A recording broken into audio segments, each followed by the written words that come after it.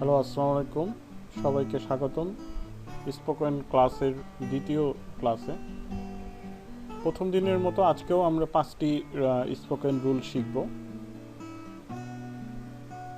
তো আজকে spoken rule হচ্ছে 6 নম্বর।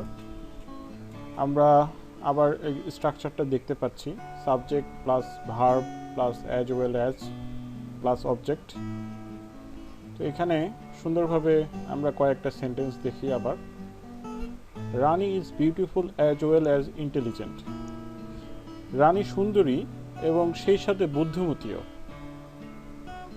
হি is a good director as well as good writer. সে একজন ভালো ডিরেক্টর এবং সে একজন ভালো লেখকও। Tahmid can play cricket as well as basketball. Tahmid ফুটবলও খেলতে পারে, ক্রিকেটও খেলতে পারে, আবার বাস্কেটবলও খেলতে পারে।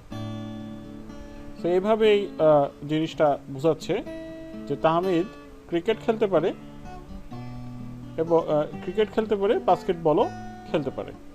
তাহলে আমরা সাবজেক্টটা যখন দেখতেছি যে আমাদের সাবজেক্টের পরে যখন ভার্ব আসছে এবং এরপরে হচ্ছে আমরা অ্যাজ ওয়েল অ্যাজ এবং অবজেক্ট দিয়ে সেন্টেন্সটা গঠন করে ফেলছি।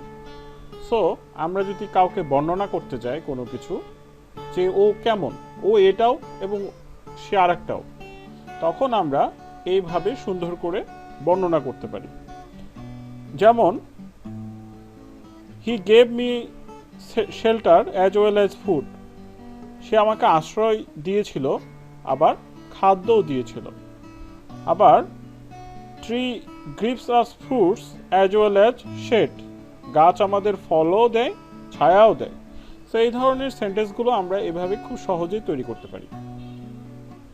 এরপরে আমরা স্পোকেন রুল 7-এ যাই। আমরা স্ট্রাকচারটি নিচে দেখতে পাচ্ছি। হাউ অ্যাবাউট প্লাস ভার্ব, ভার্বের সাথে আইএনজি যোগ হবে প্লাস অবজেক্ট। সো আমরা আবার কিছু সেন্টেন্স দেখি। How about doing freelancing online, মানে হচ্ছে অনলাইনে ফ্রিল্যান্সিং করলে কেমন হয়। এরপরে, হাউ অ্যাবাউট হ্যাভিং টি নাও, এখন চা খেলে কেমন হয়। অর্থাৎ কেমন হয়, হাউ অ্যাবাউট দিয়ে কেমন হয় বোঝাচ্ছে যে এটা করলে কেমন হয়। তো এই ধরনের সেন্টেন্সগুলো আমরা এভাবে তৈরি করতে পারি এবং সহজে স্পিকিংও কাজে লাগাতে পারি। আবার বলছে যে how about going to Rajshahi after lockdown, lockdown শেষে রাজশাহী গেলে কেমন হয়। সো এইভাবে আমরা বাক্যগুলো গঠন করতে পারি। আবার স্ট্রাকচারটা আমরা দেখে নিই যে হাউ অ্যাবাউট দিয়ে আমরা কেমন লাগে কেমন হয় বোঝাচ্ছে এবং সাথে ভার্ব এবং ভার্বের আইএনজি প্লাস অবজেক্ট যুক্ত হচ্ছে।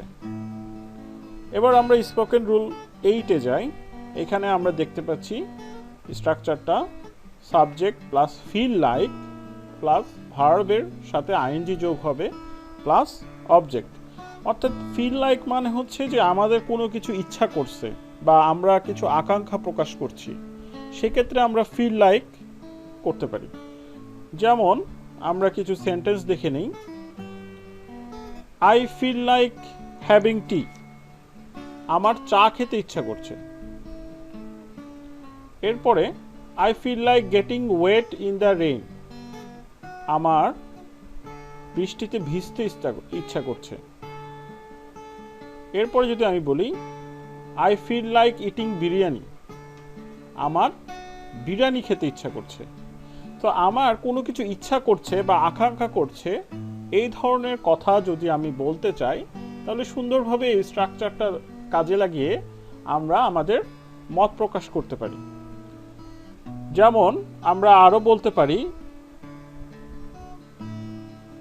I don't feel like eating, আমার খেতে ইচ্ছা করছে না।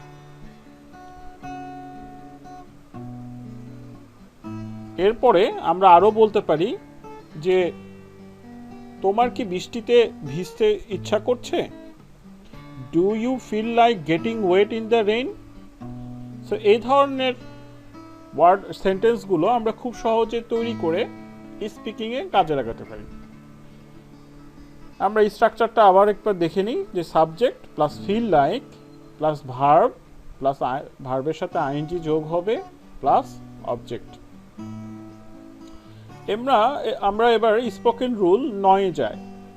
এখানে আমরা এই স্ট্রাকচারটাকে দেখতে পাচ্ছি যে কিপ প্লাস ভার্ব এবং তার সাথে আইএনজি যোগ হবে প্লাস কিছু একটা থাকবে, তারপরে সাবজেক্ট প্লাস ভার্বের এনি ফর্ম প্লাস অবজেক্ট।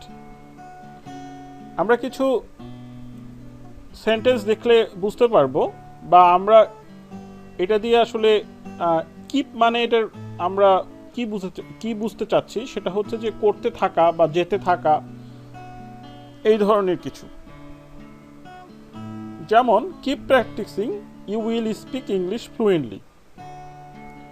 তুমি প্র্যাকটিস করতে থাকো বা অনুশীলন করতে থাকো, তুমি ইংরেজিতে অনর্গল কথা বলতে পারবে।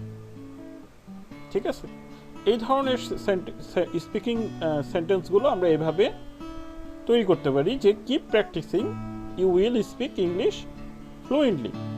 অনুশীলন করতে থাকো, তুমি ইংরেজিতে অনর্গল কথা বলতে পারবে। এরপরে keep praying you will get solution all problems.